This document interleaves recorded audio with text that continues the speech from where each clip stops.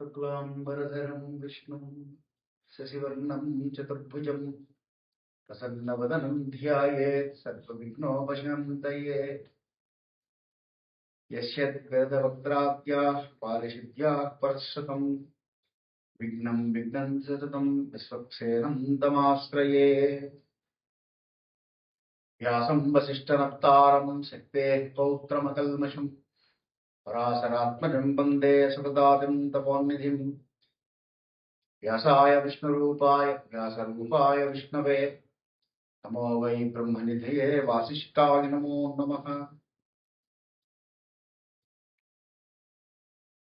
अविकाराय शुद्धाय नित्याय परमात्मने सदैकरूपरूपाय विष्णवे सर्वजिष्णवे।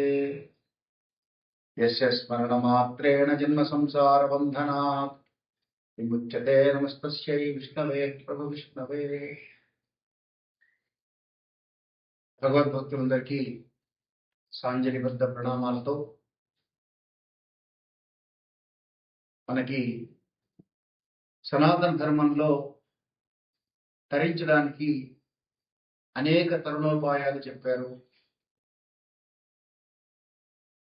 వాటిల్లో అగ్నిష్టోమ, ఆప్తోర్యామ, పౌండరీక, వాజపేయాది యజ్ఞముల దగ్గర నుంచి ప్రారంభం చేసి రుద్రహోమాలు, చండీ హోమాలు, సుదర్శన హోమాలు ఇత్యాది హవనాలు, గణపతి హోమం, వీటితో పాటుగా విశేష అర్చనలు, పూజలు, వ్రతాలు ఇవన్నీ చేయలేకపోయినా కూడా కేవలంగా నామస్మరణతో తరించవచ్చు అనేటువంటి ప్రతిపాదన కూడా మనకి పురాణాల్లో కనబడుతుంది. అలా తరించిన వాళ్ళు కూడా కనబడతారు, వాళ్ళ చరిత్రలు కూడా మనకున్నాయి. అటువంటి నామస్మరణ చేసేటువంటి వాటిల్లో, నామస్తోత్రాలలో, నామావళులలో ఎంతో ప్రఖ్యాతిగాంచింది, చాలా మందికి సుపరిచితం విష్ణు సహస్రనామం. సహస్రనామావళి, ఆవళి అంటే వరుస, నామముల వరుస. కాబట్టి సహస్రనామావళి అంటే, సహస్రం అంటే 1000. 1000 నామాలు భగవంతుణ్ణి స్మరించడం, ధ్యానించడం, అర్చించడం, పూజించడం ఇవన్నీ కూడా భాగంగా మనకి తరించడానికి మార్గంగా చెప్పారు. అందులో చాలా మందికి పరిచయం, చాలా మంది నోట్లో చాలా వరకు నానుతూ ఉండేటువంటిదే ఈ విష్ణు సహస్రనామ స్తోత్రం. మనము ఈ 1000 నామాలకు అర్థం తెలుసుకునే ప్రయత్నం చేసి, వాటిల్లో 1000 ఎందుకు చెప్పారు అంటే, ఏదో ఒక్క నామమన్నా నీ మనసుకు హత్తుకుంటే, నీ హృదయంలో ఆ నామం నిలిస్తే, నీవు మనస వాచ కర్మణ ఆ నామాన్నే స్మరిస్తే తద్వారా నువ్వు తరిస్తావు అని 1000 నామాలు చెప్పారు. అయితే ఈ నామములు పారాయణ చేసినంత మాత్రం చేత యస్య స్మరణ మాత్రేణ జన్మ సంసార బంధనాత్ అని చెప్పారు. అంటే ఎవరి నామాలైతే స్మరణ చేసినంత మాత్రం చేత జన్మ సంసార బంధనము నుండి విముక్తి కలుగుతుందో విష్ణవే ప్రభు విష్ణవే అన్నారు. అటువంటి విశేషమైనటువంటి ఈ నామాలు, దీని యొక్క పూర్వోత్తరం మనం చూసినట్లయితే, ఇది పంచమ వేదం అని చెప్పబడేటువంటి మహాభారతంలో 2 అద్భుతాలు మనకి వ్యాస భగవానుడు ఆవిష్కరించి ఇచ్చారు కృష్ణ పరమాత్మ ద్వారా. ఒకటి కృష్ణుడు స్వయంగా చెప్పినటువంటిది భగవద్గీత. రెండవది తాను స్వయంగా చెప్పకుండా భీష్ముల వారితో చెప్పించినటువంటిది. భీష్ముల వారు చెప్తున్నప్పుడు కృష్ణుడు అక్కడే ఉండి, అంటే ఆ తత్వం ఏదైతే ఆవిష్కరిస్తున్నారో భీష్ముల వారు, ఆ తత్వాన్ని తాను ప్రత్యక్షంగా వింటూ సాక్షిభూతుడై వ్యాసాయ విష్ణురూపాయ వ్యాసరూపాయ విష్ణవే అని వ్యాస భగవానుడు, కృష్ణ పరమాత్మ ఇద్దరూ ఉండి ఆ నామాలన్నింటినీ విన్నారు. అదే విష్ణు సహస్రనామం. ఇది భీష్ముల వారు యుద్ధం చేసి అర్జునుడిచే కొట్టబడి అంపశయ్య మీద ఉన్నప్పుడు అవసాన దశలో అంతకాలే చ మామేవా స్మరణ్ముక్త్వా కళేవరం అని గీతాచార్యుడు చెప్పినట్లుగా భగవద్గీతలో ఎవరైతే అంత్యకాలమునందు నన్ను స్మరణ చేస్తారో వారు నన్నే చెందుతారు అని చెప్పాడు. భీష్ముల వారు అంపశయ్య మీద ఉండి అంత్యకాలంలో చెప్పినటువంటి సహస్రనామావళి. మామూలుగా ఏమవుతుందంటే అండి, ఎవరైనా సరే అంత్యకాలం వచ్చేటప్పటికి ఇంక ఏ విధమైనటువంటి ఆలోచనలు ఉండవు. కానీ ఎవరన్నా పెద్దవాళ్ళు వెళ్ళిపోతుంటే వాళ్ళ దగ్గరికి వెళ్ళి విషయం అడిగి తెలుసుకోండి, వాళ్ళు సూక్ష్మం చెప్తారు అని చెప్తారు మనకి పెద్దలు. జీవిత సత్యాలని అనుభవించినటువంటి వారు కనుక ఆ సమయంలో ఏ విధమైనటువంటి కపటము ద్వేషము ఉండవు గనక సత్యమే బయటికి వస్తుంది కనుక వారిని అడిగి సత్యం తెలుసుకోండి అంటూ ఉంటారు. ధర్మ సూక్ష్మములన్నీ కూడా తెలిసినటువంటి భీష్ముల వారు అంపశయ్య మీద ఉన్నప్పుడు ధర్మరాజుకు విశేషమైనటువంటి బోధ చేశారు. అన్ని ధర్మాలు చెప్పాడు. ఆ తర్వాత శృత్వా ధర్మానశేషేణ, అంటే ఇంకా మిగిలినవి అంటూ ఏమీ లేకుండా ఉండేటువంటి ధర్మాలన్నిటినీ విన్నటువంటి యుధిష్ఠిర శాంతనవం పునరేవ అవిభాషత.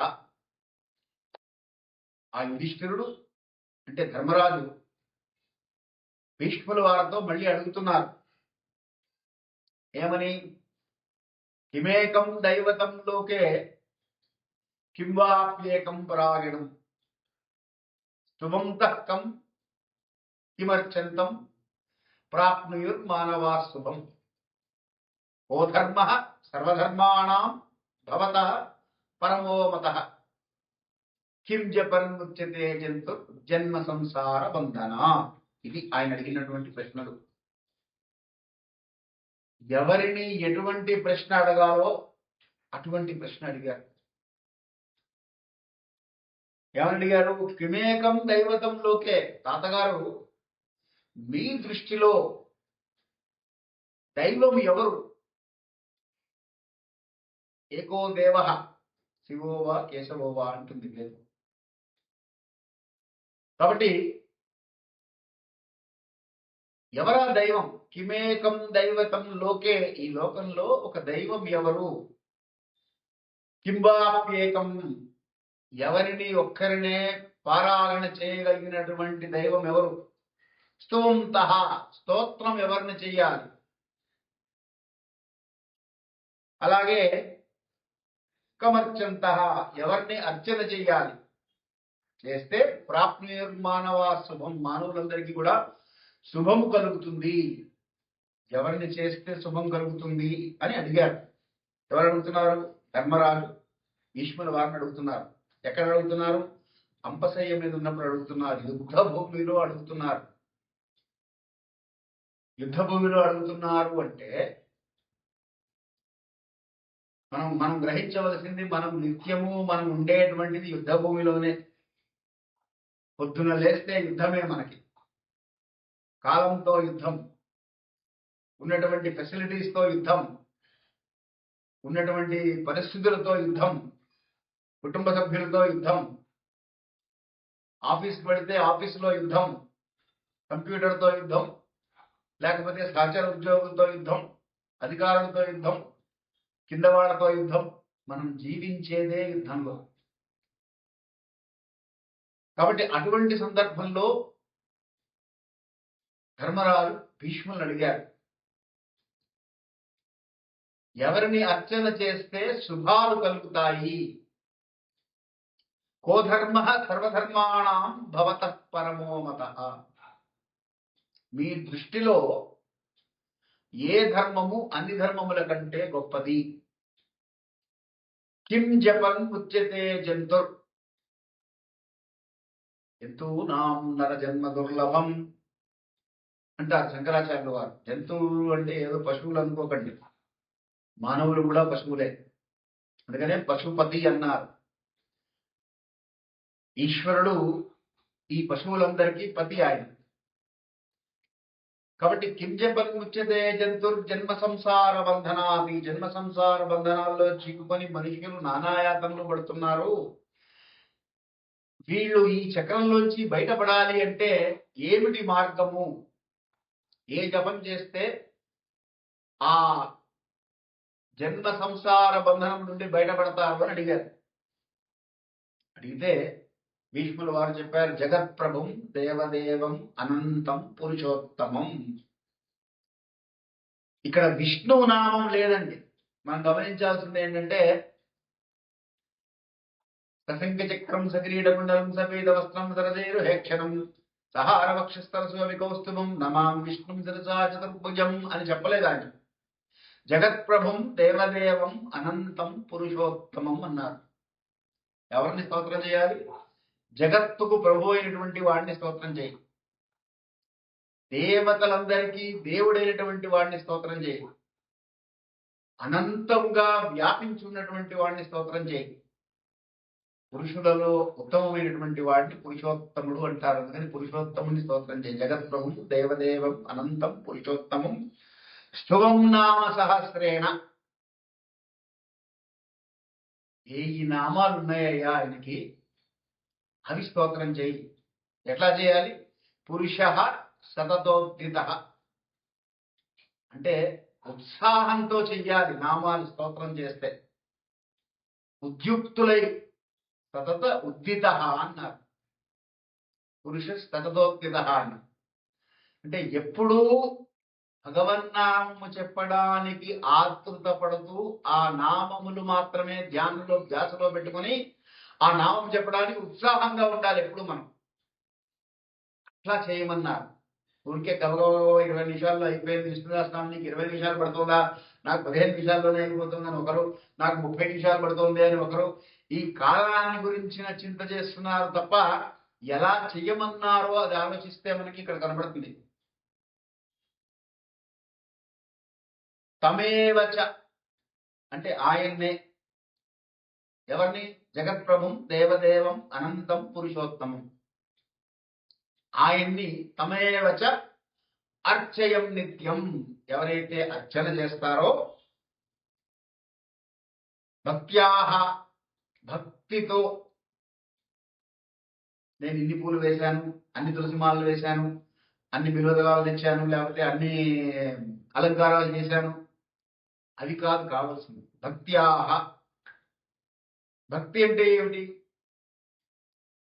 అనన్యాశ్చింతయంతో మాం ఏ జనా పర్యుపాసతే తేషాం నిత్యాభియుక్తానాం యోగక్షేమం వహామ్యహం. అన్యమైనటువంటి చింతన లేకుండా నీవే తప్ప ఇతఃపరం బెరుగ. గజేంద్రుడు ఎలా అయితే మొరబెట్టుకున్నాడో, భగవంతుడు తప్ప నాకు వేరే మార్గము లేదు అని ఎవరైతే సరెండర్ అంటాం మనం దాన్ని, మన ఇంగ్లీష్ భాషలో చెప్పాలంటే సరెండర్ అయి భగవంతుడికి సమర్పణ చేస్తారో అది భక్తి. భక్తితో ఉన్నటువంటి వాడు దైవభక్తి, గురుభక్తి, ఇలాంటి పదాలు మనం వింటూ ఉంటాం. కానీ భక్తి అంటే ఎలా ఉండాలి అంటే ఇంకా వేరే ఆలోచన రాకుండా ఉండేటువంటి స్థితి కలగాలి. అది ఎలా కలుగుతుంది? పారాయణ చేయగా చేయగా చేయగా కలుగుతుంది. దైవీహేష్యా గుణమయి మమ మాయా దురత్యయ మామేవయే ప్రపంచంతే మాయామేతాం తరంతితే అన్నాడు. ఈ భగవంతుని యొక్క మాయ, విష్ణు మాయ అన్నాం దాన్ని కాసేపు మనం, అతిక్రమింపరానిది. కాబట్టి భగవంతుడి మాయ నుంచి అతిక్రమించాలి అంటే ఆయన్ని శరణు పొందితే తప్ప సాధ్యం కాదు. కాబట్టి భగవంతుని పాదముల యందు మనస్సు నిలపాలి అంటే ఆయన అనుగ్రహం ఉంటే కానీ సాధ్యం కాదు. ఆయన ఎంచుకోవాలి, వీడు నా పాదాల దగ్గర ఉండడానికి అర్హత కలిగినటువంటి వాడు అని. అలా ఆయన ఎంచుకోవాలి అంటే ఆయనకి ఏ విధంగా జీవిస్తే ప్రీతో ఆ విధంగా మన జీవనం ఉండాలి కదండి. తండ్రి అయినా కుమారుని ఎప్పుడు దగ్గర తీస్తాడు? తండ్రి చెప్పినట్టుగా జీవించేటువంటి కొడుకంటే తండ్రికి ప్రీతి. ఈయన జగత్ ప్రభువు.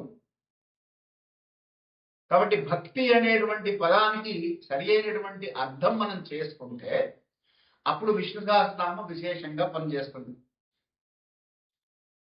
అందుకని తమేవ చ అర్చయం నిత్యం భక్త్యా పురుషమవ్యయం అన్నారు. ధ్యాయన్ స్తువం నమస్యంచ.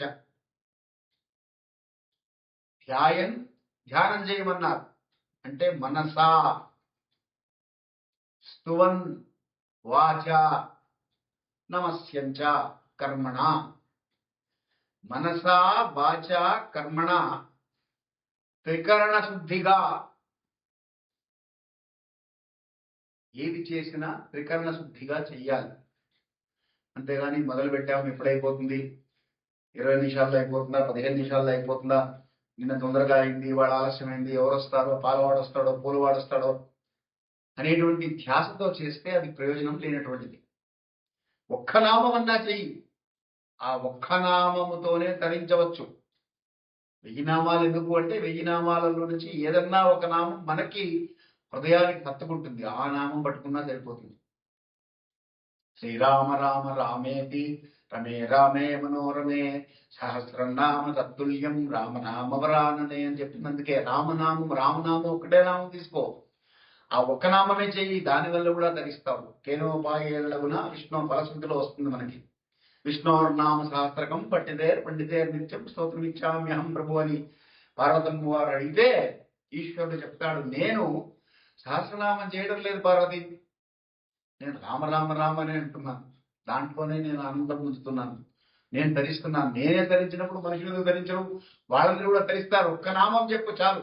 మరి ఎందుకండి 1000 నామాలు అంటే, ఈ 1000 నామాలలో ప్రతి మనిషికి ఏదో ఒక దానికి కనెక్ట్ అయ్యే అవకాశం ఉంటుంది, అది తెలుసుకోవాలి. ఈ అర్థం మనం అందుకని ప్రయత్నం. అర్థం అంటే మనం మరీ డెప్త్ గా వెళ్ళొద్దు, మరీ డీప్ గా వెళ్ళి దాంట్లో మనం రీసెర్చ్ చేయాల్సిన అవసరం ఏం లేదు. కాకపోతే మనం పలికేటప్పుడు ఏం పలుకుతున్నాం, దాని అర్థం ఏమిటి, దాని భావం ఏమిటి కనుక తెలుసుకొని మనం పలికితే జ్ఞాత్వా కుర్వీత కర్మాణి అన్నది కనుక శాస్త్రము తెలుసుకొని చేసుకుంటాం మనం. ఆ తెలుసుకొని చేసిన దానికి ఫలితం ఎక్కువ ఉంటుంది. అందుకని ధ్యాయం స్తువం నమస్యంచ యజమానస్తమేవచ. అలా కనుక ఒక యజ్ఞంలాగా నువ్వు చేస్తే అనాది నిధనం, అనాది నుండి ఉన్నటువంటి వాడు, సర్వలోక మహేశ్వరం, అన్ని లోకాలకు ఈశ్వర తత్వం. ఈశ్వరుడు అంటే ఎవరు అంటే శాసించగల, సకల లోకములను శాసించగల సమర్థత కలిగినటువంటి వాడు ఈశ్వరతత్వం. సర్వలోక మహేశ్వరం, లోకాధ్యక్షం, అన్ని లోకాలకు అధ్యక్షుడు. అథానంద వీర్యస్య భగవతో మహాపురుషస్య శ్రీమదాదినారాయణస్య అచింత్యా పరిమిత శక్త్యా ప్రియమాణస్య మహాజలౌకస్య మధ్యే పరిభ్రమణానాం అనేక కోటి బ్రహ్మాండానాం అంటుంది వేదం. అనేక కోటి బ్రహ్మాండములు ఉన్నాయట. అందులో ఏకదమే వ్యక్త వ్యక్త మహదహంకార పృథివ్యాపస్తేజో వాయురాకాశాద్యావర్ణైరావుతేస్మిన్ మహతి బ్రహ్మాండ ఖండయోర్ మధ్యే అన్నది. అందులో ఒకానొక ఏకతమే, ఒకానొక బ్రహ్మాండంలో మనం ఉన్నాం. అంటే లోకాధ్యక్షుడు, అధ్యక్షుడు అంటే ఎవరండి? అధివసించి ఈక్షణములతో చూసేటువంటి వాడు అధ్యక్షుడు. అంటే ఈ సమస్త జగత్తులో ఉన్నటువంటి సమస్త ప్రాణికోటిలో తానుండి తానే సాక్షిభూతుడుగా ఉంటూ తానే చూస్తూ ఉండేటువంటి వాడు అధ్యక్షుడు. లోకాధ్యక్ష అంటే లోకంలో అందరినీ గమనించేటువంటి వాడు అని అర్థం. కాబట్టి లోకాధ్యక్ష స్తువం నిత్యం, ప్రతిరోజు చేయమన్నారు నిత్యం. అంతేగాని శనివారం వచ్చింది విష్ణు సహస్రనామం చదువుతాను, సోమవారం వచ్చింది రుద్రాభిషేకం చేస్తాను, మంగళవారం వచ్చింది హనుమాన్ చాలీస చదువుతాను, అసలు లేని దానికంటే నయమే, ఏదో ఒకటి చేస్తున్నావు, మంచిదే. కానీ స్తువం నిత్యం అన్నది ఇక్కడ విష్ణు సహస్రనామం యొక్క ఫలితం మనకి రావాలి అంటే ప్రతిరోజు చదవాలి. ప్రతిరోజు ఒక డిసిప్లిన్డ్ వేలో దాన్ని చదువుకుంటూ ముందుకెళ్ళాలి. మనం స్తువం నిత్యం చేస్తే ఏమొస్తుంది? సర్వ దుఃఖాదిగోపవే, అన్ని దుఃఖములు తొలగిపోతాయిట. ఎలా తొలగిపోతాయండి? దుఃఖాలు తొలగిపోతే మానవ జన్మకి అర్థం ఏమున్నది కదా? ఒక దుఃఖం పోతే ఇంకో దుఃఖం వస్తుంది, మధ్యలో కొద్దిగా గ్యాప్ ఉండొచ్చు కాక, ఏమోనండి ఇదివరకు బాగానే ఉండేవాడిని, మధ్యలో మళ్ళీ ఇబ్బంది వచ్చింది అంటాడు ఒకసారి కనిపించినప్పుడు మనిషి. మళ్ళీ తర్వాత కనబడితే ఇప్పుడు బాగానే ఉన్నానండి, ఇబ్బంది ఏం లేదు, అంతా బాగుంది అంటాడు. మళ్ళీ ఇంకోసారి కనబడినప్పుడు ఏమిటోనండి బాగాలేదంటాడు. అదేమిటయ్యా లాస్ట్ టైం బాగుందన్నావు కదా అంటే అప్పుడు బాగానే ఉందండి, మళ్ళీ తర్వాత ఇప్పుడు ఈ ఇబ్బంది వచ్చింది, ఏదో చెయ్యి లేవట్లేదు, కాలు కదలట్లేదు, కన్ను నొప్పిగా ఉంది, లేదా ఇంట్లో ఇబ్బందిగా ఉంది, ఆర్థిక ఇబ్బందులు ఉన్నాయి, లేదా అనారోగ్యం ఉన్నది, భార్యకి బాగాలేదు, మా అబ్బాయికి సీట్ రాలేదు, లేదా ఉద్యోగం రాలేదు, ఏదో ఒక సమస్య, ఏదో ఒక దుఃఖం. సర్వ దుఃఖాదిగో భవేత్, అన్ని దుఃఖములను పోగొట్టేటువంటిది విష్ణు సహస్రనామం. అంటే ఏమిటి? దుఃఖములు లేకుండా ఉండేటువంటి స్థితి కలగడము అంటే మోక్షం రావడమే, అంతకంటే వేరే మార్గం లేదు. మోక్ష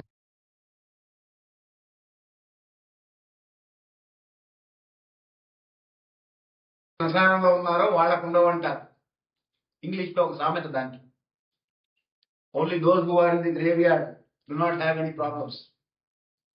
కాబట్టి సర్వ దుఃఖాదిగో భవే, అన్ని దుఃఖములను పోగొట్టేటువంటిది ఈ విష్ణు సహస్రనామము. అంటే అన్ని దుఃఖాలను పోగొట్టడం అంటే మోక్షదాయిని, మోక్షప్రదాయిని అని కూడా అర్థం. కాబట్టి ఇటువంటి విశేషమైనటువంటి ఈ విష్ణు సహస్రనామ పారాయణ చేసేటప్పుడు దీంట్లో కొన్ని సూచనలు చేశారు, ఇలా చేస్తే బాగుంటుంది, ఇలా చేసుకోండి అని. ఒకటి, దీనికి పెద్దగా నియమావళి అంటూ ఏమీ లేదు. ఒక యజ్ఞం చేయాలి, లేక ఒక హోమం చేయాలి, లేదంటే ఒక విశేషమైనటువంటి అభిషేకం చేయాలి, అర్చన చేయాలి, వాటికి చాలా నియమాలు ఉంటాయి. నామపారాయణ కాబట్టి పెద్దగా నియమాలు ఏమి లేవు. శుచిగా శుభ్రంగా ఒక దగ్గర కూర్చొని చేసుకోవచ్చు. పవిత్రాణం పవిత్రమ్యో మంగళానాం చ మంగళం, అంటే పవిత్రములలో పవిత్రమైనటువంటిది చేయబోతున్నాం మనం, కాబట్టి పవిత్రంగా ఉండాలి. అంటే కాస్త శుచి శుభ్రత పాటించి స్నానం చేసి ఉతికిన వస్త్రాలు కట్టుకొని మనస్సు దాని మీద నిలవడం కోసం అంటే ఇవన్నీ. కూర్చొని కనుక మనం పారాయణ మొదలు పెడితే తప్పకుండా ఫలితం వస్తుంది. 108 శ్లోకాలు ఉన్నాయి. 108 శ్లోకాలు. దీంట్లో మళ్ళీ 108 ఏమిటి లెక్క అన్నారు. వేదవ్యాసుడు ఆయన చేసినటువంటి మహోపకారం ఏంటంటే అండి, వేదములు అందరూ చదవలేరు, అందరికీ రాదు కూడా, చదువుదామనుకున్నా అందరికీ రాదు. వేదమాత అనుగ్రహం ఉంటే తప్ప వేద విద్య అబ్బదు. కానీ నామపారాయణ అందరూ చేయవచ్చు. అందుకని వేదవ్యాసులు ఏం చేశారంటే అందరూ తరించాలి కాబట్టి అందరికీ తరించడానికి వెసులుబాటు కల్పిస్తూ విష్ణు సహస్రనామాన్ని మనకు అందించారు. దీనికి మన శంకర భగవత్పాదుల వారు భాష్యం రాశారు. శంకరాచార్యుల వారు ఆదిశంకరాచార్యుల వారు ప్రతి నామానికి అర్థాన్ని ఆయన వ్యాఖ్యానం చేస్తూ భాష్యం కూడా రాశారు. అంటే ఎందుకు చెప్తున్నారంటే ఇవన్నీ శంకరాచార్యుల వారే కాదు, రామానుజాచార్యుల వారు కూడా రాశారు, చాలా మంది రాశారు దీని మీద. ఆధునిక కాలంలో కూడా ఇంకా రాస్తూనే ఉన్నారు. ఎందుకు అంటే ఈ నామాలు మంత్రాలతో సమానమైనటువంటివి. కానీ మంత్రాలకు ఉండేటువంటి క్లిష్టమైనటువంటి కష్టమైనటువంటి పరిస్థితులు దీనికి లేవు నామోచ్చారణ కాబట్టి. అంటే స్త్రీ పురుష వయో వర్గ వర్ణ లింగ భేదాలు లేకుండా ఎవరైనా సరే ఈ నామాన్ని చెప్పచ్చు, వారు ధరించవచ్చు దీని ద్వారా. అయితే 108 ఎందుకు చేశారు అంటే 27 నక్షత్రాల్లో పుడతారు ఎవరు పుట్టినా సరే. ఈ 27 నక్షత్రాలు అశ్విని దగ్గర నుంచి మొదలుపెట్టి రేవతి దాకా 27 నక్షత్రాలు. ఈ భూమండలం మీద ఎవరు పుట్టినా 27 నక్షత్రాల్లోనే పుట్టాలి. ఈ 27 నక్షత్రాల్లో ఒక్కొక్క నక్షత్రానికి 4 పాదాలు ఉంటాయి. అంటే అశ్విని నక్షత్రానికి మొదటి పాదం, రెండో పాదం, మూడో పాదం, నాలుగో పాదం. అలాగే భరణి నక్షత్రానికి 1, 2, 3, 4 ఇట్లా 27 నక్షత్రాలకి 4 పాదాలు ఉంటాయి. అంటే 27 × 4 చేస్తే 108 అవుతుంది. ఏ నక్షత్రంలో పుట్టినటువంటి వారు ఆ పాదంలో పుడితే విష్ణు సహస్రనామంలో ఉన్నటువంటి ఆ శ్లోకాన్ని 108లోంచి ఆ శ్లోకం తీసుకొని పారాయణ చేయవయ్యా చాలు, అది నీకు మహామంత్రంగా పనిచేస్తుంది అని చెప్పారు. ఇది పెద్దలు అనాదిగా పాటిస్తున్నటువంటి ఆచారం. దాని ద్వారా ఫలితాలు పొందుతూనే ఉన్నారు. కాబట్టి మీ నక్షత్రం ఏమిటి, మీ పాదం ఏంటి చూసుకొని విష్ణుదాసనామంలో ఏ శ్లోకం పారాయణ చేయాలో చూసుకొని రోజు ఆ ఒక్క శ్లోకం పారాయణ చేసినా కూడా విశేష పుణ్యఫలం. కాబట్టి ఇప్పుడు భీష్ముల వారిని యుధిష్ఠిరుడు అడిగారు. భీష్ముల వారు ఈ 4 మాటలు చెప్పారు. ఇంకా చాలా ఉన్నాయి. దశమిప్పటికి తాని వక్ష్యాన్ని పోతే అని చాలా విషయాలు చెప్పారు. అవన్నీ మనకి స్తోత్రంలో పారాయణ చేసేటప్పుడు వస్తూ ఉంటాయి. అయితే ఫలశ్రుతి దగ్గరకు వచ్చేటప్పటికి వ్యాస భగవానుడు విశేషంగా ఆయన ఫలశ్రుతి చాలా చోట్ల ఇవ్వలేదు, ఏదో కొన్ని చోట్ల మాత్రమే ఇచ్చారు. ముఖ్యంగా దీనికి మాత్రం వెంటనే ఫలశ్రుతి అందించారు ఆయన. ఉత్తర పీఠికలో ఇదీదం కీర్తనీయస్య కేశవస్య మహాత్మనః నామ్నాం సహస్రం దివ్యానాం అశేషేణ ప్రకీర్తితం అని మొదలుపెట్టి, ఇది ఎవరైతే కీర్తన చేస్తున్నారో, ఎవరైతే పారాయణ చేస్తున్నారో, ఎవరైతే విష్ణునామోచ్చరణ చేస్తున్నారో, ఈ సహస్రనామాలు ఎవరైతే చదువుతారో, వింటారో, పలుకుతారో, నామ్నాం సహస్రం దివ్యానాం యైదం శృణుయాం నిత్యం, విన్న వాళ్ళకి కూడా యశ్చాపి పరికీర్తయే నా అశుభం ప్రాప్నుయాత్ కించిత్. ఈ పుస్తకం చూసి చదివేవాడు నా శుభం ప్రాప్నుయాత్ కించిత్ చదువుతుంటారు. మహాపాపం. అంటే కొంచెం కూడా శుభం రాదు అని చెప్పడం అన్నమాట. ఇంత చదివి విష్ణుదాసనామం అంతా ఆ పుస్తకంలో నా పక్కన ఒక 2 అనే అంకె ఉంటుంది. తెలుగు భాష తెలిస్తే ఇవన్నీ తెలుస్తాయి. ఆ 2 అనే అంకె ఉన్న దగ్గర అంటే పదం విభజన జరుగుతున్నది అని చెప్పడం, సూచించడం కోసం ఆ అంకె పెడతారు. అక్కడ అకారాన్ని పలకాలి. సో నా అశుభం ప్రాప్నుయాత్ కించిత్, ఇంట్లో ఏ విధమైనటువంటి అశుభము ఉండదు. అంతేకాదు వేదాంతకో బ్రాహ్మణస్య క్షత్రియో విజయీ భవేత్ వైశ్యో ధన సమృద్ధస్య శూద్రసుఖమవాప్నుయాత్ అన్నారు. ఇప్పుడు వేదాంతకో బ్రాహ్మణస్య అంటే బ్రహ్మజ్ఞానంను తెలుసుకోవాలి అనేటువంటి కోరిక ఎవరికైతే ఉంటుందో వాళ్ళకి కలుగుతుంది అని అర్థం. వర్ణములు వేరు, కులములు వేరు. మనకి సనాతన ధర్మంలో వర్ణ వ్యవస్థ ఉన్నది కానీ కుల వ్యవస్థ లేదు. ఆ మాటకు వస్తే వ్యాస భగవానుడే బ్రాహ్మణ కులంలో పుట్టినటువంటి వాడు కాదు. కాబట్టి ఇలాంటి ఎగ్జాంపుల్స్ మనకి చాలా ఉన్నాయి సనాతన ధర్మంలో. వేదాంతకో బ్రాహ్మణస్య అంటే బ్రహ్మమును గురించి తెలుసుకోవాలనే జిజ్ఞాస ఎవరికైతే ఉంటుందో, ఎవరికి ఈ స్త్రీ పురుష వయోవర్గ వర్ణలింగ భేదాలు లేకుండా ఎవరైనా సరే పారాయణ చేయొచ్చు అని చెప్పారు కనుక వీళ్ళలో ఎవరు పారాయణ చేసినా ఈ పారాయణ చేసేటువంటి వాళ్ళల్లో పిల్లలు కావచ్చు, పెద్దలు కావచ్చు, ఆడ మగ వయోవర్గ వర్ణలింగ భేదాలు లేకుండా భగవంతుని యందు బ్రహ్మమునందు రమించాలనేటువంటి కోరిక ఎవరికి ఉంటుందో వాళ్ళకి వేదాంతం వంటపడుతుందయ్యా. క్షత్రియో విజయీ భవేత్. మనం చేసే దైనందిన యుద్ధం ఉన్నది, ప్రతిరోజు చేసే యుద్ధం. ఈ యుద్ధంలో గెలుపు రావాలి అంటే విష్ణు సహస్రనామ పారాయణ చేయాలి, చేస్తే వస్తుంది. వైశ్యో ధన సమృద్ధస్యాత్.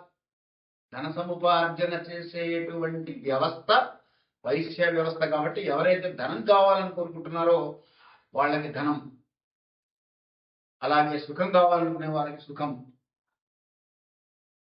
తర్వాత అద్భుతమైనటువంటి మాటలు వేశారు అక్కడ వ్యాస భగవానుడు. ధర్మార్థి ప్రాప్నుయాత్ ధర్మమర్థార్థి చాప్తమాప్నుయాత్ కామాన్నవాప్నుయాత్ కామి ప్రజార్థి చాప్నుయాత్ ప్రజ అంటే సంతానం.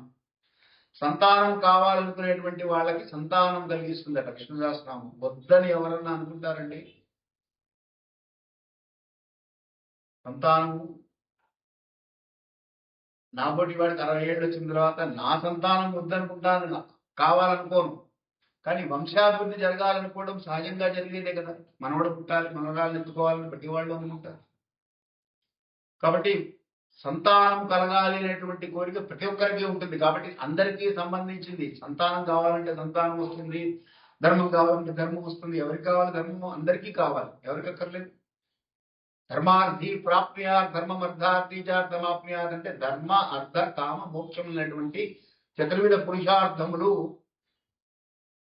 అందరికీ అందించేటి సులభమైనటువంటి ఉపాయము, మార్గము, అవకాశము విష్ణు సహస్రనామ పారాయణ ద్వారా పొందవచ్చయ్యా అని భీష్ములు వారు చెప్తున్నారు.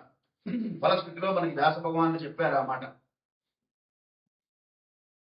యశప్రాప్నోతి విపులం. శేషమైనటువంటి కీర్తి లభిస్తుంది. ఇవాళ మొదలుపెట్టి రేపు నాకు రాలేదని అనుకోకండి. ఇవాళ మొదలెట్టే ముందు మనకి ఏమవ్వాలంటే గతంలో చేసినటువంటి దోషములన్నీ కూడా దహించి వేయబడాలి, పాపములన్నీ కూడా తొలగిపోవాలి. చెయ్యగా చెయ్యగా చెయ్యగా ఆ స్థితి ఏర్పడుతుంది. చలాం శ్రియమాప్నోతి అంటే విశేషమైనటువంటి సంపద కలుగుతుంది విష్ణు సహస్రనామ పారాయణ చేస్తే. నామోచ్చరణే కాబట్టి చాలా తేలిగ్గా పలకచ్చు. ఇందాకే చెప్పుకున్నాం, పెద్దగా నియమాలేమి ఉండవు దీనికి. సూర్యోదయాత్పూర్వమే నిద్రలేవాలి, అర్ఘ్య ప్రదానం చేయాలంటే అంతకన్నా ముందే ఇవ్వాలి, చలికాలం అయినా సరే చన్నీళ్ళే స్నానం చేయాలి, ఇటువంటి నియమాలేం చెప్ప. బ్రహ్మచర్యం పాటించాలి, భూశయనం చేయాలి, ఏకముక్తం ఉండాలి, ఏవి లేవు నియమాలు ఇటువంటివి. మీ యథార్థ జీవన విధానంలో దీన్ని ఒక అంశంగా చేర్చుకొని ఒక నియమబద్ధంగా జీవనం గడుపుకోవాలి కనుక పొద్దున్న ఒక 7 గంటలకో 8 గంటలకో మీరు ఒక టైం అనుకుని ఆ టైంలో పారాయణ చేయండి.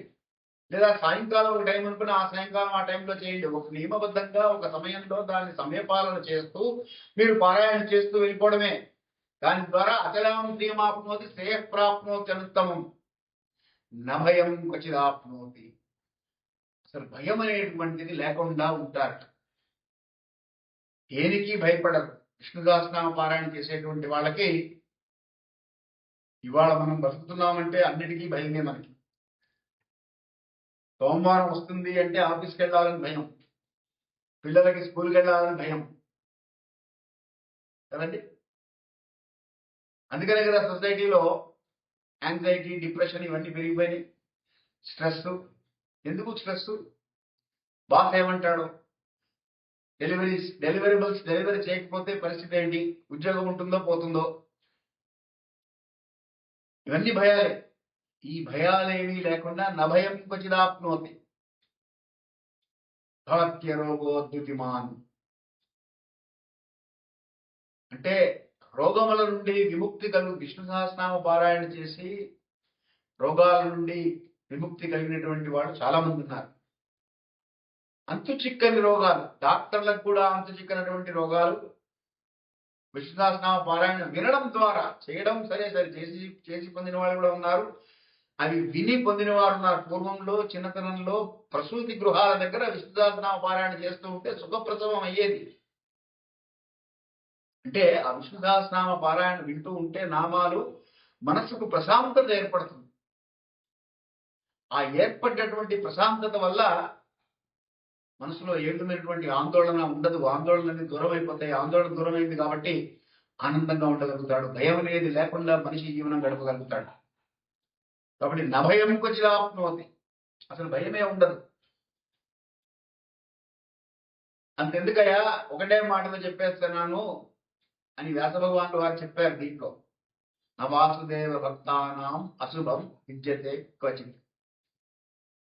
ఎవరైతే వాసుదేవుడి భక్తులు ఉంటారో,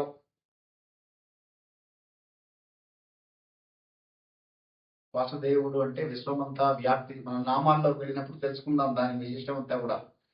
విష్ణువుకే అనంత నామాలు ఉన్నాయి. దీంట్లో కొన్ని నామాలు మళ్ళీ మనకి అందులో వస్తాయి తర్వాత కూడా.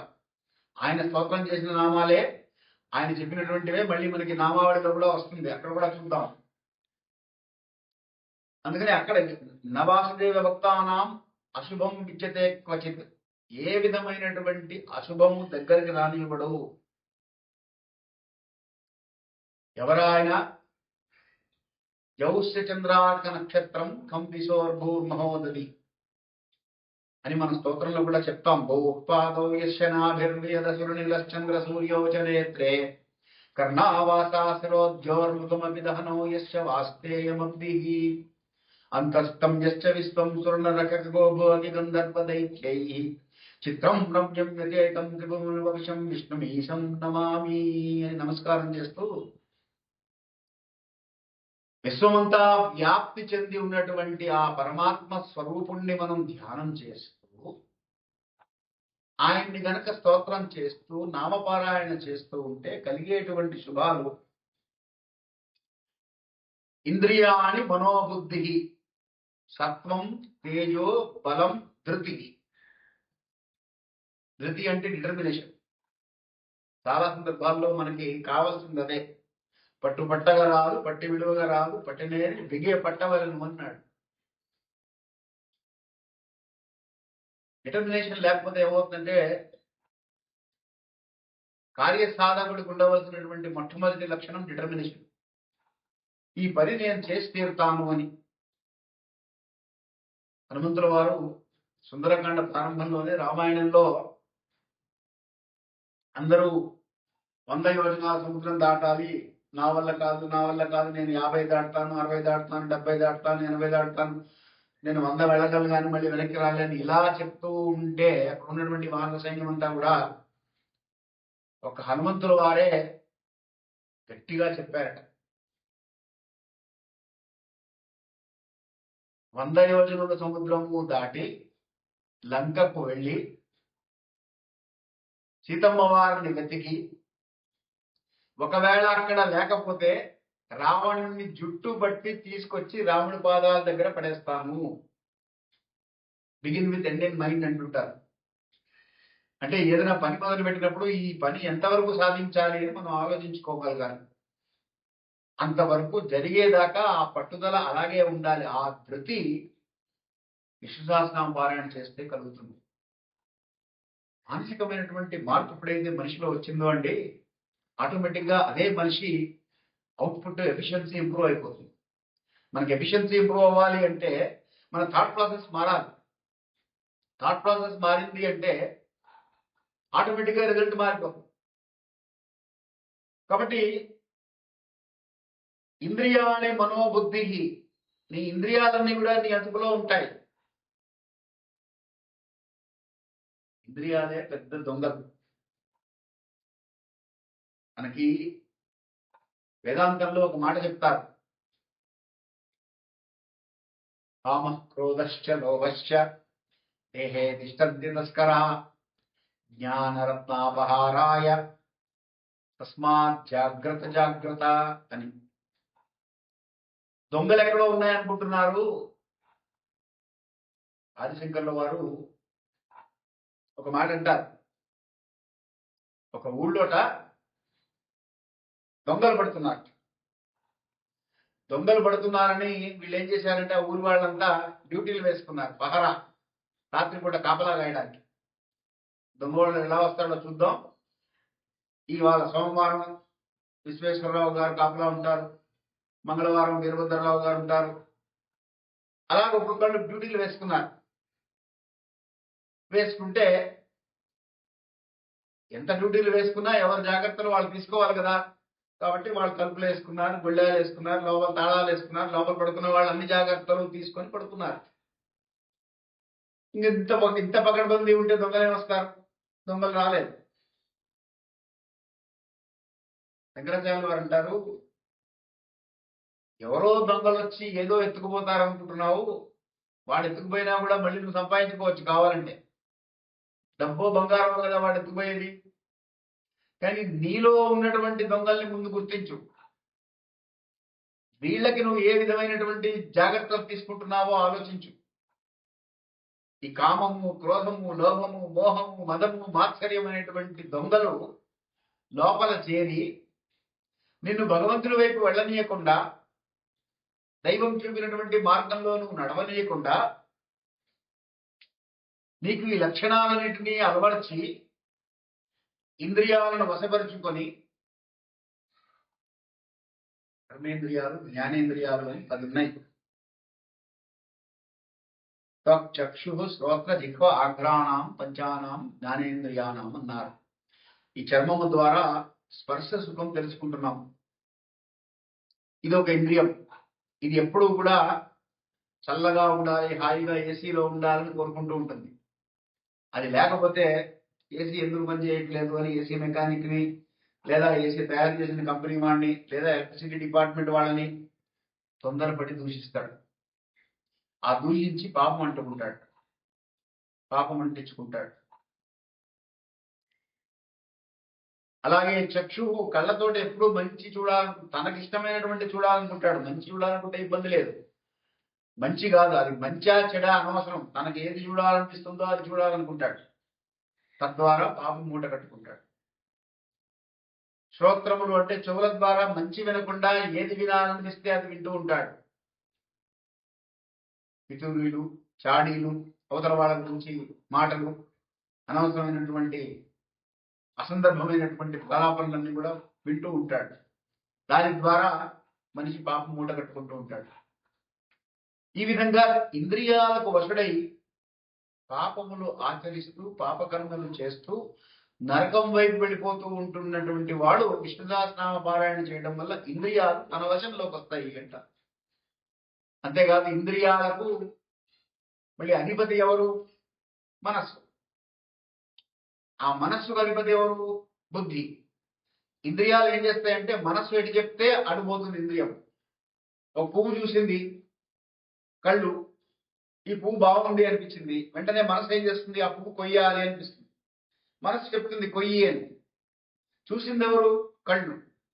కానీ కోసేది ఎవరు? చెయ్యి కొయ్యాలి. చెప్పేది ఎవరు? మనస్సు. ఈ మనస్సు యొక్క లక్షణం ఏమిటి అంటే చంచలమైనటువంటి లక్షణం. దానికి ఇది ధర్మము, ఇది అధర్మము, ఆ పువ్వు నాది కాదు, పక్కింటి వాళ్ళది, లేదా ఎవరిదో బయట వాళ్ళది ఆ చెట్టు పువ్వు నేను కొయ్యకూడదు అనేటువంటి ఆలోచన దానికి ఉండదు. అది బుద్ధికి ఉంటుంది. బుద్ధి చెప్తుంది. అందుకనే నీ బుద్ధి ఏమైంది అంటారు. నీ మనస్సు ఏమైంది అని అనరు. వాడు చెప్పాడు నీ బుద్ధి ఏమైంది అని అంటారు. అందుకని బుద్ధిని ప్రయోగించాలి మనిషి. బుద్ధిని ప్రయోగించనీయకుండా ఇంద్రియాలు కప్పి పెట్టేస్తాయి మనస్సు ద్వారా. అయితే ఇందులో పర్వాలేదు, తీసేసుకోయిందా అని అధర్మమైనటువంటివి, పాపకర్మలు ఆచరించడానికి ప్రోత్సహించేటువంటి లక్షణాలు ఉండేటువంటివి ఇంద్రియాలు. వీటిని నియంత్రించకపోతే గుర్రాలకి కళ్యాణ్ లాంటివి, ఆ కళ్యాణ్ నీ చేతుల్లో ఉండాలి అంటుంది వేదాంత శాస్త్రం. విష్ణుదాసనామ పారాయణ చేసేటువంటి వారికి ఆ ఇంద్రియాలన్నీ కూడా ఇంద్రియాణం మనోబుద్ధి, ఇవన్నీ కూడా మనస్సు, బుద్ధి, ఇవన్నీ కూడా కంట్రోల్లోకి వస్తాయి. విష్ణుదాసనామ పారాయణ చేయడం వల్ల జరిగేటువంటి ప్రయోజనం ఏమిటి అంటే దాని ద్వారానే, ఎందుకంటే భగవత్ తత్వాన్ని తెలుసుకుంటున్నాం. విష్ణు తత్వం ఏమిటి అంటే యోగో జ్ఞానం తదా సాంఖ్యం విద్యా శిల్పాది కర్మచ వేదాశాస్త్రాన్ని విజ్ఞానం ఏతత్ సర్వం జనార్దన. యోగం అంటే ఏమిటి, సాంఖ్యం అంటే ఏమిటి, జ్ఞానం అంటే ఏమిటి, వేదములంటే ఏమిటి, పురాణములంటే ఏమిటి, ఇవన్నీ కూడా తెలుస్తాయి విష్ణు సహస్రనామ పారాయణ చేయడం వల్ల. ఎలా తెలుస్తాయి? ఆ పారాయణ చేయగా ఆ నామం, ఒక్కొక్క నామము ఒక్కొక్క పురాణం నుంచి తీశాడు. నారసింహ శ్రీమాన్ కేశవ పురుషోత్తమ అంటున్నాం. నరసింహనామం ఎక్కడిది? నరసింహావతారంలోది. అది ఎక్కడిది? భాగవతంలోది. కాబట్టి ఏమైంది? భాగవత పురాణం చదివాం, భాగవత పురాణంలో అంశం మనకు అర్థమైంది. అలాగే భగవద్గీతలోని అంశాలన్నీ కూడా మనకు తెలుస్తాయి. ఉపనిషత్తు వాక్యాలు భగవద్గీత అంటే కూడా. కాబట్టి ఉపనిషత్తులన్నీ తెలుస్తాయి విష్ణు సహస్రనామ పారాయణ చేయడం. ఎందుకంటే విష్ణు స్వరూపమే అది కనుక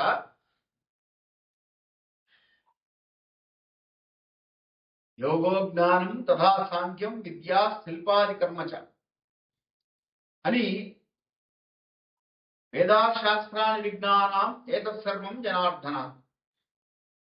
ఏకో విష్ణు కిమేకం దైవతం లోకే అని అడిగారు కదా యుధిష్ఠిరుడు. అందుకని ఇక్కడ చెప్తున్నాడు ఏకో విష్ణువు. విష్ణు ఒక్కడేనయ్యా. నువ్వు ఆరాధించి స్తోత్రం చేసి స్మరణ చేయవలసినటువంటి దైవం ఏమిటి అంటే విష్ణువు.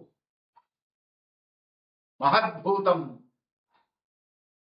పృథగ్భూతాన్ అనేక సహా. భూమి మీద వేరు వేరు రూపాలలో ఇది అర్థం చేసుకోవడం మనకు కష్టం. ఇది అర్థం కావాలి. ఇది ఒకసారి పట్టుకున్నామంటే అండి, ఇక అక్కడి నుంచి మొత్తం వేదాంతం చాలా తేలిగ్గా అర్థమైపోతుంది. ఇది మనకి రేపు నామాల్లోకి వెళ్ళినప్పుడు మీకు తర్వాత నేను నామాల దగ్గర వచ్చినప్పుడు చెప్తాను. ఇవాళ ప్రస్తుతానికి మనం ఈ విష్ణు సహస్రనామం యొక్క వైశిష్ట్యం ఏమిటి తెలుసుకుంటున్నాం. ఇమం స్తమం భగవతో విష్ణోర్ వ్యాసేన కీర్తితం పఠేద్య ఇచ్చేత్ పురుషం శ్రేయ ప్రాప్తుం సుఖాని చ. వ్యాస భగవాను చే కీర్తించబడేటువంటి ఈ విష్ణు భగవాను యొక్క స్తోత్రములు ఏ పురుషుడైతే చదువుతాడో, పురుషుడు అంటే మళ్ళీ మగవాడు అనుకోకండి, పురములో ఉండే నామాల్లో కూడా వస్తుంది. అవ్యయ పురుష సాక్షి క్షేత్రజ్ఞోక్షర ఏవచ వస్తుంది అక్కడ. పురములో ఉండేటువంటి వాడు పురుషుడు. స్త్రీ పురుషులు ఇద్దరు కూడా పురుషుని శబ్దం వస్తుంది సంస్కృతంలో. తెలుగులో పురుషుడు అంటే మగవాడు కానీ సంస్కృతంలో కాదు. కాబట్టి పఠేద్య ఇచ్చేత్ పురుషం శ్రేయ ప్రాప్తుం సుఖానిచ. అందుకని విశ్వేశ్వరమజం దేవం జగత ప్రభుమవ్యయం. అటువంటి విశ్వేశ్వరుడిని, విశ్వేశ్వరుడు అంటే ఎక్కడున్నాడు? కాశీలో ఉన్నాడు. ఇప్పుడు ఈశ్వరుడు విష్ణువు శివాయ విష్ణు రూపాయ శివరూపాయ విష్ణవే. కాశీలో ఉన్న విశ్వేశ్వరుడు అక్కడికి వెళ్ళి అక్కడేమో శివుడు అంటాం, ఇక్కడికి వచ్చి ఇక్కడ విష్ణువు వేరంటాం. అనడానికి లేదు. ఎందుకంటే విష్ణు సహస్రనామంలోనే చెప్తున్నాం విశ్వేశ్వరమజం దేవం జగత ప్రభుమవ్యయం భజంతే పుష్కరాక్షం నతే యాంతి పరాభం. అందుకని అమ్మవారు అడిగినటువంటి మాటలు అక్కడి నుంచి అర్జున వాచ పద్మపుత్ర విశాలాక్ష పద్మనాభోత్తమ భక్తానం భక్తానం రాధా భోజనార్థన అని ఇవన్నీ కూడా కొన్ని స్తోత్రాలు ఉన్నాయి సంబంధించినటువంటివి. హేనోపాయేన రఘునా విష్ణోర్నామ సహస్రకం పఠితే పండితే నిత్యం స్తోత్రమిత్యామ్యహం అని అమ్మవారు అడిగితే, ఈ రోజుల్లో అంత ఫాస్ట్ ఫుడ్ కావాలి కదండి, అంతా ఫాస్ట్ నడవాలి. అందుకని అమ్మవారు అప్పుడే అడిగిందట, హేనోపాయేన లఘునా, లఘువుగా చెప్పవయ్యా స్వామి. 1000 నామాలు చెప్పాలంటే అందరితో అయ్యే పని కాదు. లఘువుగా అంటే తేలిగ్గా, ఏ ఉపాయంతో కేన ఉపాయేన లఘున విష్ణోర్నామ సహస్రకం. ఆ విష్ణు సహస్రనామం మొత్తము సింపుల్ గా సింప్లిఫై చేసి లఘువుగా చెప్పు. ఎవరు అడిగారు? పార్వతమ్మ వారు ఈశ్వరుని అడిగింది. పఠ్యతే పండితే నిత్యం, లఘువుగా చేసుకొని ఏ విధంగా విష్ణు సహస్రనామ పారాయణ చెయ్యాలి నిత్యం స్తోత్రమిత్యామ్యహం ప్రభు. నేను విందామనుకుంటున్నాను, మీరు చెప్తే మన కోసం అడుగుతుంది, ఆవిడ తెలీదా? శివశక్త్యా యుక్త్యో యదివన శక్త ప్రభోదితం నచేదేవం దేవో నకలు కుశల స్పందితమపి అతస్వామారాధ్యం హరిహరించాదిరపి ప్రణంతుం స్తోత్రం వా అని. వాళ్ళిద్దరికి తేడా లేదు, కానీ వాళ్ళిద్దరి మధ్య సంవాదం ద్వారా మనకి అందిస్తున్నారు సూక్ష్మం. అందుకని కేనోపాయం లగున విష్ణోర్నామ సాధకం పఠితే పండితే నిత్యం స్తోత్రమిత్యామ్యహం ప్రభు. అంటే ఈశ్వరం వాచ శ్రీరామ రామ రామేతి రమే రామే మనోరమే సహస్రనామ తత్తుల్యం రామనామో రామనే అన్నారు. సో ఫైనల్ గా కంక్లూడ్ చేస్తూ ఏం చెప్పారంటే, దీంట్లో ఏదన్నా ఒక నామం తీసుకొని చేసినా సరే, మొత్తం విష్ణునామ పారాయణ చేయగలిగితే చెయ్యి, లేదా ఒక శ్లోకం తీసుకొని పారాయణ చెయ్యి, లేదా ఒక నామం తీసుకొని పారాయణ చెయ్యి, నీకు ఫలితం వచ్చి తీరుతుంది. ఇప్పటిదాకా చెప్పుకున్నటువంటి అన్ని ఫలితాలు మనకు వచ్చి తీరుతాయి. అందుకని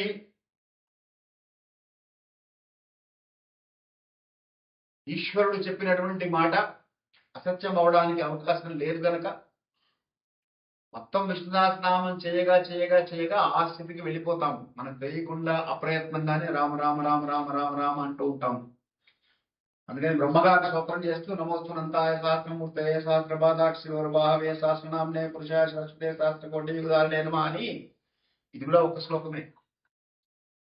1000 అనేటువంటి శబ్దాన్ని మళ్ళీ మళ్ళీ మళ్ళీ మళ్ళీ పునః పునః వాడారు బ్రహ్మగారు. ఆయన స్తోత్రం చేశారు అలాగా. అప్పుడు భగవంతుడు దీంట్లో ఒక మాట చెప్పాడు, అనన్యా చింతయంతో మాం ఏ జనా పర్యుపాసతే తేషాం నిత్యాభియుక్తానాం యోగక్షేమం వహామ్యహం. అంటే వేరే విధమైనటువంటి చింతలు లేకుండా, ఏ విధమైనటువంటి చింత ఉండకూడదు. తక్కువేమి మనకు రాముడొక్కడుండు వరకు పట్టతోడుగా భగవంతుడు తను చక్రధారి చింతనే ఉండగా తక్కువేమి మనకు అని కీర్తన చేసుకుని ఆనందించినట్లుగా ఆ భావన మనకి కలగాలి అంటే విష్ణువు నాతోడు ఉన్నాడు అనేటువంటి భావన కలిగినప్పుడు ఇంకా వేరే చింతన ఎందుకు వస్తుందండి? అది రావాలంటే ఎలా వస్తుంది? విష్ణువు నాతోడే ఉన్నాడని మనకి విశ్వాసం ఉండాలి. ఆ విశ్వాసం ఎక్కడి నుంచి వస్తుంది? నమ్మకం ఏర్పడాలి ముందు. ఆ నమ్మకం ఎలా వస్తుంది? భక్తితో వస్తుంది. ఆ భక్తి ఎలా వస్తుంది? పారాయణతో వస్తుంది. ఆ పారాయణ ఎలా వస్తుంది? మొదలు పెడితే వస్తుంది. రోజు పారాయణ చేయగా చేయగా చేయగా ఈ భక్తి విశ్వాసాలు ఏర్పడి దాని ద్వారా భగవంతుని యొక్క విశేషమైనటువంటి కృప లభిస్తుంది. కాబట్టి అప్పుడు అనన్యాచింతయంతో మామనేటువంటి స్థితికి మనం వెళ్ళిపోతాం.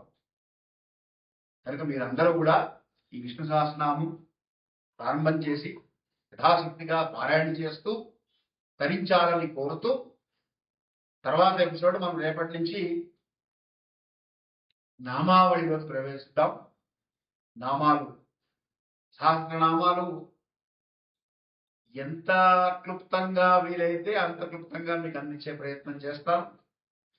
ఆ ఈశ్వర అనుగ్రహం, ఆ విష్ణు కృప